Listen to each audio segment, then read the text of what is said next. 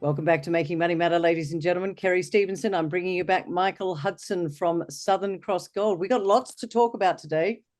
First of all, what a great commodity to be in, because as I am speaking to Michael today, that gold price has just hit over 2,800 US dollars, which is well over 4,000 Aussie.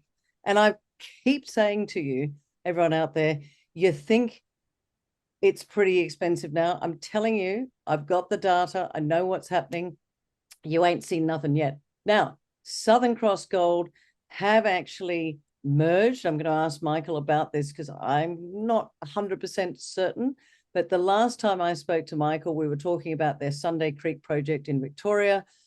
Big hits, big reserve. And I'm telling you, the ounces are huge. We'll talk about that. But since I last spoke to Michael, I went on and I went ASX SXG, which was their ASX code, couldn't find it. And then I suddenly realized, it's because they've merged, because most of you will know that before this was an asset held by Mawson's Gold over in Canada.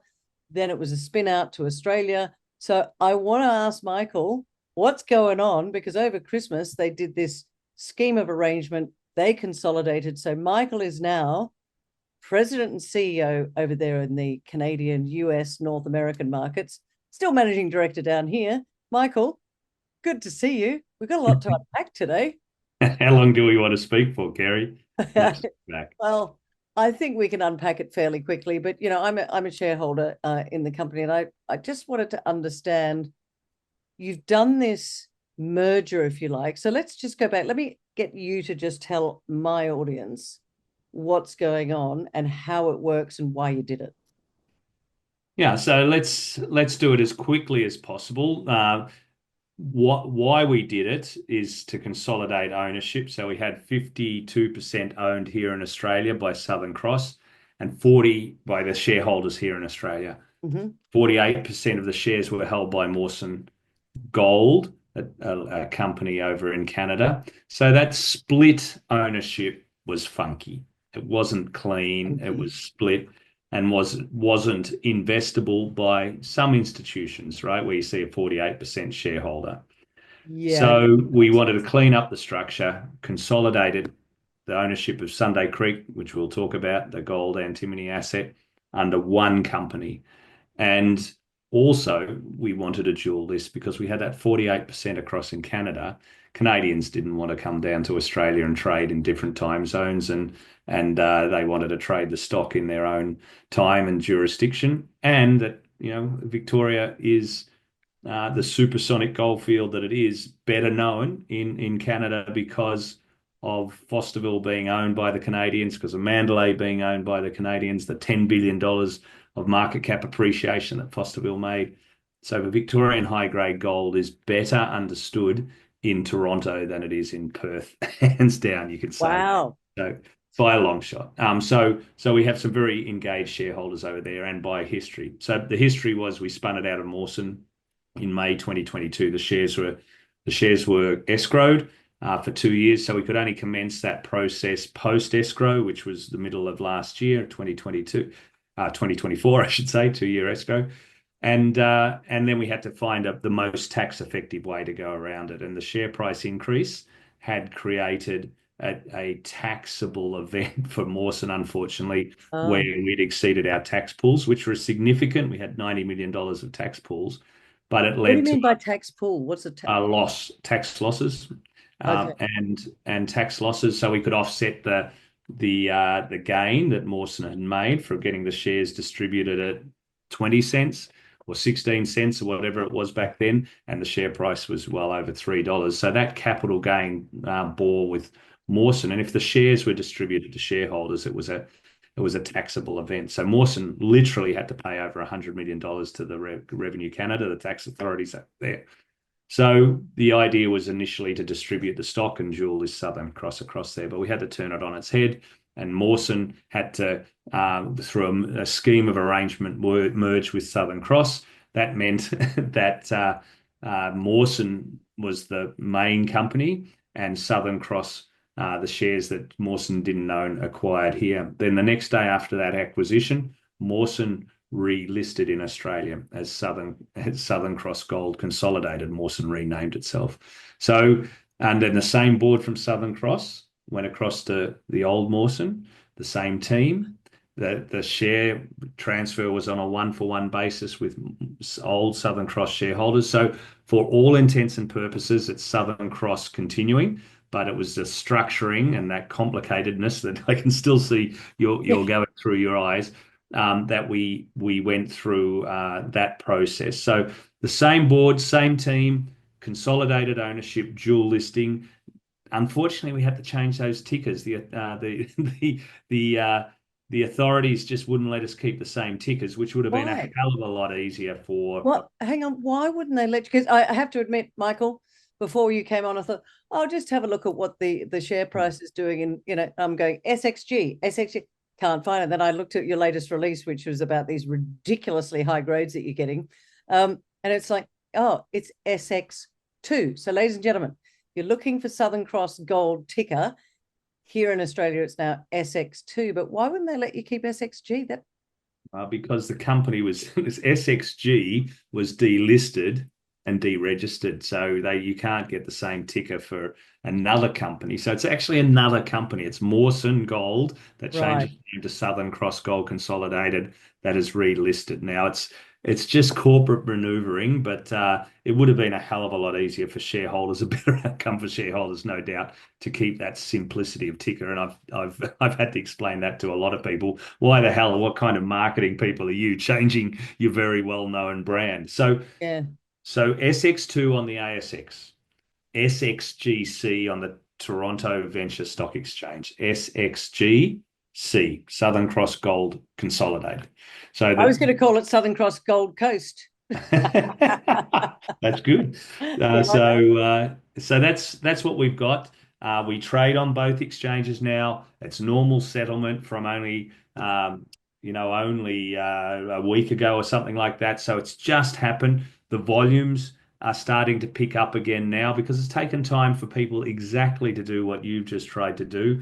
There was around 600,000 shares traded in Canada last night. There is an arb now developing between the price in Canada and Australia because Canadians really didn't have as much change there. The Mawson just changed its name and changed its ticker, but it's easier to find, let's say that, even though that happened over there because it's the same company that's continuing. New company here with the same name, so it's a bit more confusing here. So the volumes will pick up here over the next few weeks, I'm sure. But there's about a 10% arb today as we speak. By the way, ladies and gentlemen, he means arbitrage, just for those of you out there. By that, he means over in Canada. Now, the Canadian dollar is a little bit stronger than the Aussie dollar. So when I last looked at on Thursday, what is it? The 31st, last day of January. Oh, my goodness. Over on the SXGC, which is over on the Toronto Exchange, it was trading at $3.48. Here, $3.49. So when you look at it, ladies and gentlemen, what he's saying about arbitrage is he means they're pretty much the same price, but the Australian dollar is 10% less than the Canadian dollar. So if you work that out, there's potentially some more value in the Aussie dollar price. Am I right? Well, it's cheaper. Potentially. It's more value. Yeah, absolutely. Well explained. Thank you for doing that. And you can go and see those prices headline on the top of the website. If you go to the old southerncrossgold.com website, it will direct you to southerncrossgold.com without the AU. Sorry, the old website was southerncrossgold.com.au. Now we've dropped the AU and just going with the .com. Good to know. And that's our website, southerncrossgold.com. But you'll get there through Mawson, you'll get there through Southern Cross Gold. We were able to control that. So you can see those share prices and how they act. But of course, there is the fungibility between the shares. It takes a few days to send them back and forth, but computer shares very well versed in both sides of the ponds in dealing with that. But I hope that's the last time. I mean, you can ask me more questions, but I hope it's the last time we ever have to talk about the complexity of what this was to achieve a simple outcome. Consolidation of ownership, dual listing, that will bring more eyes. We've talked about how how the North American market loves high-grade Victorian gold. We've got some of the best shareholders in North America, Pierre Lassonde, etc. The funds over there in North America have built all the pre-feasibility stories pretty much in the gold space, especially the Bellevues or the De Greys were owned by majority North American shareholding as we are today, because the Australian funds are a little more conservative when it comes to discovery, where the North Americans are how big can it get, and that leads to different outcomes, how you deal with discoveries also that maybe we can talk to. But it's more eyes, more institutionally investable, a simplicity of structure that makes it more investable, and the dual listing, which allows people to trade it easier. So that should lead to better outcomes for us, is the way that all the reason we did it. Is there anything that the old SXG shareholders need to do, or it just moves over under the computer share? It's SX2 now. Did they have to do anything? Automatic process. Okay. So shareholders should not have to do anything.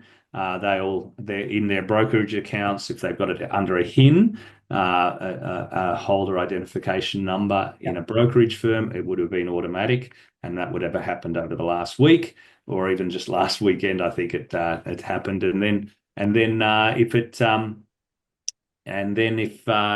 held by just an SRN, you'll get a letter with a new SRN, and or at least a new piece of paper that shows your change in company, but it will be done all automatically. You don't have to do anything. Excellent. Well, thank you for explaining that. So let's just tick that box and go, it's all good, dual listed. Just remember, ladies and gentlemen, it's not SXG, it's SX2. SX2 is the new ticker code. That's what I want you to write down and have a look at, because, Michael, it's been a while since we spoke. Sunday Creek is a project. It's in Victoria. It's high grade. You've just announced a couple of days ago some extraordinary hits. I think it was a couple of holes that you did at Christina, which really has increased the potential of Sunday Creek. So can you talk to us about that and what's going on there with those results? Yeah, so the system just keeps on delivering, and it's a bit of a broken record, but this is significant in every way that we continue to build this asset. So basically, we found there's 4 different bodies that existed in a core area that's 1.2 kilometers long. Christina's the 4th body. So there we are. Sorry about my AI cam. You've got my head now a little closer. So Apollo, Rising Sun, Golden Dyke, Christina. Christina, we just made our first hits in December. There's an old mine above it, but it's the first time that we drilled at depth, and we took a big step out. We took 350 meters below 1.7 meters at 220 grams, and 350 meters down, we got 1.7 at 200 something, 4, I think, grams or something like that. Yeah, and 204. Yep. Yeah, 3 new veins that we found down there. The interesting thing is that if you remember, this is like a golden ladder. So there's the sides that host the mineralization in plan view, and then across that, the sides, which are like the rails of the ladder, we've got the rungs, which are like the rungs of a ladder, and they're the vein sets that host all the gold. And they start at surface and they go down to 1.1 kilometers. Their strike extents a lot more limited. It's 20 to 40 meters, up to 100 that way. And they're 2.5 to 3.5 meters median width average, but they can get up to 10 meters width. So we drill to find the sides of the ladder, if you like, from a north-south, from you to me, or me to you back. And generally we may hit a vein or two, but we don't hit them always because they're frequent, but we can drill through them if we're drilling sub-parallel to them. But once we know the sides of the ladder, then we can drill within parallel to the sides of the ladder, but at a high angle to the veins. And so these were control holes, and we hit these veins, with good fortune, without a doubt. Yeah, I was just about to say, was that just you just got lucky?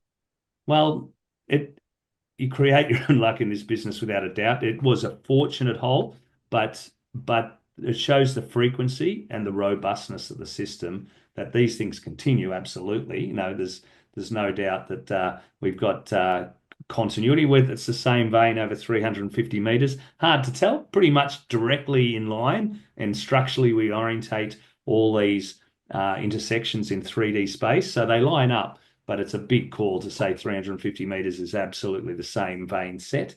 But we know the system continues, and then we know the grade continues, and we know that either we're very, very fortunate, but from what we found elsewhere, we know these vein sets or the rungs of the ladder occur every 10 to 20 meters, and we've got over 70 of them now within that core area, which is 1.2 kilometers. That's about 10% of the broader trend. So we've got the 12-kilometer trend. We've drilled it down to about a kilometer in total in the deeper areas over the core area. And we know that these systems at least go to double their depth in Fosterville or Costerfield. So we're sort of halfway down. We're only about halfway through 10%. So say 5% of the total trend. So this can get a lot bigger, but what we're doing is drilling the core area to get a base of mineralization, and we will update our exploration target. We're not drilling to drill the bejeebers out of it yet at 25 by 50 meters, but we're aiming to get our next exploration target in the 3 million ounce range. That's what our stated objective is, to get to that. Once you get to that, then you've got something of scale that you can start to focus more in on at the same time as continuing to make it big. And, we've still got 95% of the area to explore into, so we'll keep those multiple Lassonde curves going. So, and by the way, I think you've also stated 3 million ounces at 10 grams a ton. Yeah, that's our aim, is to get it up. We're talking 10 grams a ton. This is a very high grade project, no doubt, and our guidance last time was 7.2 to 9.7 grams per ton gold equivalent. 20% is with that antimony in situ value, and you can just see the way our drilling has gone is that it's improved at depth, and certainly we're hitting a lot more high grade. So certainly our guidance is around that 10 grams. So guidance of around 10 grams. You mentioned the Lassonde curve before. I kind of want to know where to here, but for those that don't know, what's the Lassonde curve and why do you refer to it? Lassonde curve was a way to simplify investment into the mining business. It was designed by a gentleman called Pierre Lassonde, who is one of the best value investors and most well-known people in the industry. He ran Newmont for many years. He founded Franco-Nevada, which is a multi-billion dollar royalty company, the most successful royalty company on earth, the gold royalty company, amongst other things that he's done. He's a serially successful person. I have the good fortune to know him, and we've met a number of times because of his investment in Southern Cross. He designed this curve that basically states time and value. So X time, Y value. And as you invest, you go through the exploration stage. You have exploration, which is very low value, and you go along in time for whenever. Here's my AI camera again. And then you start to go up in value as you find something. And then at the top of the point, you start to define a mine, and you actually go into a bathtub over time of a value decreasing as the speculators leave, the value investors come in, and the engineering stage of a project is very boring. Engineers, in my view, are absolutely critical. So apologies to all the engineers who are listening, but they only de-risk a project, and that essentially takes value away as they're cutting resources out and blowing budgets increase with the cost of inflation and things. So it's not a very interesting time for investors. But then once the engineers have done their very valuable job, over 3 to 4 years' time, the value starts to increase. And at some point, when you reach nameplate capacity, the value exceeds that initial value, and you go on and depending on the margins and free cash flow and your cost of what you're going to produce. So that's the typical cycle over a 7 to 10 to 15 year time frame, depending on permitting Yep. timeframes. Now, the way to create value in our part of the business, which is exploration, and going into those feasibility studies, and eventually, the start of mining is never to just wear the Lassonde curve as a single curve. You've got to, obviously, our project, our core area, you spoke about that 1.2 kilometers. We'll pivot and we'll go into more engineering work. We're doing a lot internally. We're running internal resources, doing all our baseline work, etc. There now, but it's still expanding. So you can still create value through creating resources in the ground, right? Something that's 500,000 ounces is worth much less than something that's 3 million ounces. 3 million ounces, 10 million ounces worth a lot more. So you can create value through the drill bit, and that's the steepest gradient. Now, you don't want to just continue drilling and not create a project either, because people say, well, doesn't hang together, it never get it permitted, etc. So you want to have one curve that's going through that Lassonde curve, but that part of the Lassonde curve. But then you need another curve that is the discovery curve beside that. So as we move out, we can continue to find resources at a long strike. We're only 10% into the discovery, or 5% if you think we've only drilled half our core area. So it's that way, and then it can double at depth. So you want to keep the Lassonde curve, multiple Lassonde curves in new parts of the discovery while you're de-risking, if you like, the first discovery. And in that way, the curves become additive, and your share price continues to do that. You don't go through the bathtub of death.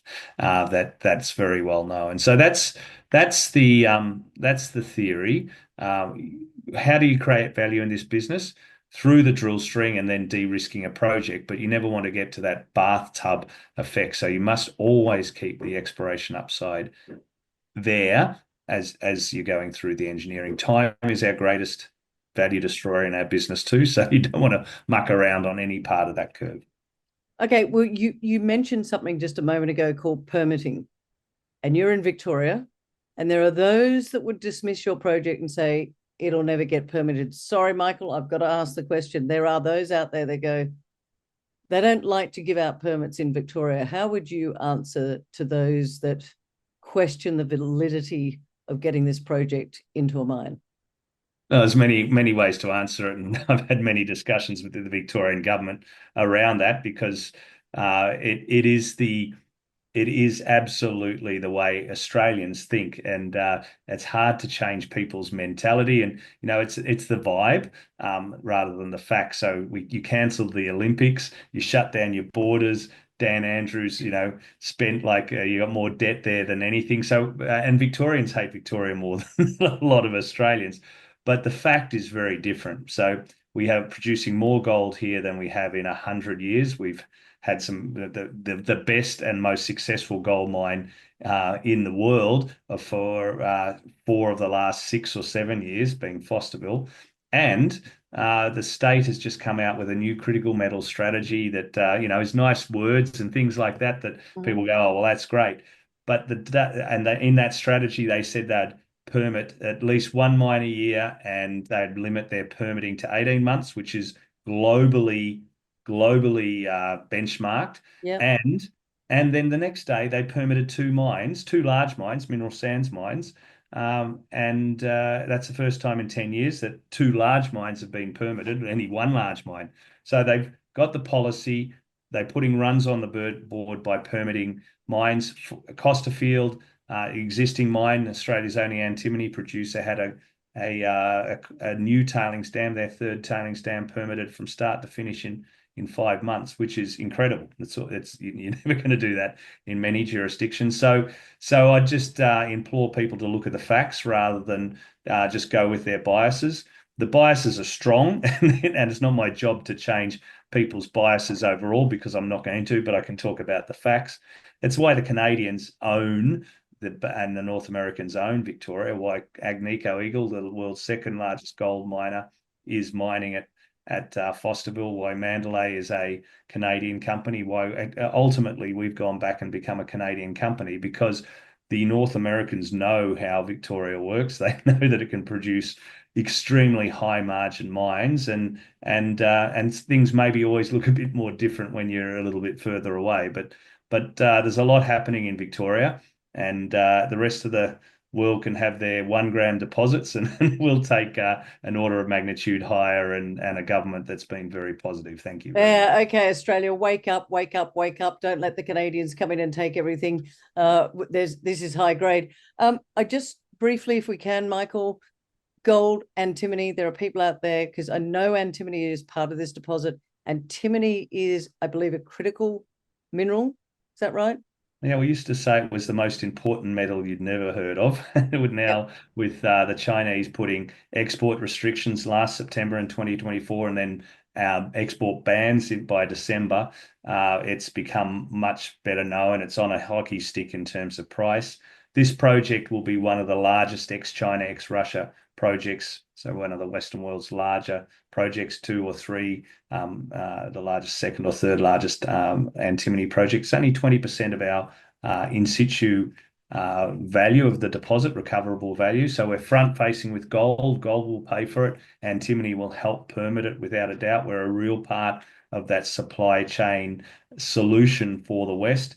You don't have a defense industry without antimony, and that's why it's very strategic, but it's also strategic for uh, semiconductors. It's like salt. You don't need much of it. It's not a huge market, 100,000 ton market, but it's been dominated 82% by China and Russia, and the Western world has woken up. So everyone's scrambling to try and find supply. Yeah. Southeastern Australia has a huge opportunity. You know, we've got ourselves, we've got Costerfield, Australia's only antimony mine today. There's Hillgrove with Lavoto Resources up in New South Mm. Wales. There's Nagambie, which is a company we own 6% of, so vested interest here, but they've got a antimony project that looks very interesting in my mind. There's Fosterville has been So storing it's their antimony in so tailings. it's an important part of your project, but predominantly it's gold. The antimony is there. That will add value. Michael, I've got a lot of people that will be watching this. We've talked about the permitting. You don't think that's an issue, but right now, you've got this. You've done the change. You're dual listed. Talk to us about where the value is as we come into 25. I cannot believe that January's gone, but it has. Talk to us about where the shareholder value you see for 2025. Yeah, so just one step back, we've also purchased more than 1,000 hectares of freehold land over the project. So we've got kilometres and kilometres A of lot buffer. of So it's a key part of the development of this project as well. So where's value come from? Well, this is one of the few very high grade, very large, multi-million ounce projects that is out there. We had Bellevue here that's now in production. We had Windfall that got taken out by Goldfields over the last 3 or 4 months. And then there's a very few very high grade, potentially high margin projects in a first tier jurisdiction. So what we have is a very rare asset, and these things our peers have been valued at much higher levels. And so I implore your listeners to go and have a look at half of Windfall got taken out for $1.5 billion, for example, and they're just very rare assets. So we're going to make value here and increase our share price ideally by continuing to discover and define a bigger project. Of course, we'll go down and de-risk it. And of course, that permitting is a huge part of the value creation of this project when we continue to demonstrate that the Victorian government is here. And this is in a project that is supported by the vast majority of local people, by the native title holders, by the municipality, by the state government, by the feds, and that antimony piece plays into that.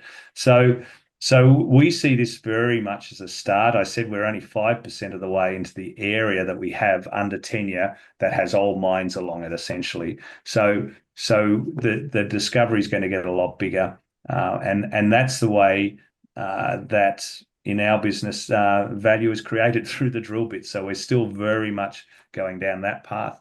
We are running internal resources, but we'll mix and match that when our cost of capital is lower and we can then focus on drilling out and putting lots of drill meters into it to de-risk it at that stage. But when ideally our cost of capital is lower, you don't want to use your very high cost shares, if you like. It's much easier to raise at a higher share price to drill it out, and that's why the business is struggles a lot, because if you're using a low market cap to drill out a deposit and pepper it and not create something big, it's not the model that really works. It's more traditionally in a model here that's worked in Australia than overseas, but bigger is certainly an easier way to make value for shareholders on a per share basis, not necessarily just a market cap basis. Well, there you go, ladies and gentlemen. You know, high level takeaway. What did they get? They that deep hole at Christina, 1.7 meters at 204.1 grams per ton. You know, with the guidance, what did you say before? 10 grams per ton. Look, there's a lot to unpack here, ladies and gentlemen. I hope that gives you a better understanding of where Southern Cross Gold is going under this consolidation. And as I said at the start, not SXG, it's SX2 these days. So go check them out. Lots of information. And also Southern Cross do a lot on their website to keep everybody up to date. So make sure you keep your eyes on the prize. And as Mike said, Victoria, it's open for business, and these guys have got a massive project down there. So I hope you enjoyed this conversation. Please hit the like and the subscribe button, share this with others, and we'll see you again next time. Michael Hudson, thanks for joining me today on Making Money Matter. Thanks, Kerry. Always a pleasure.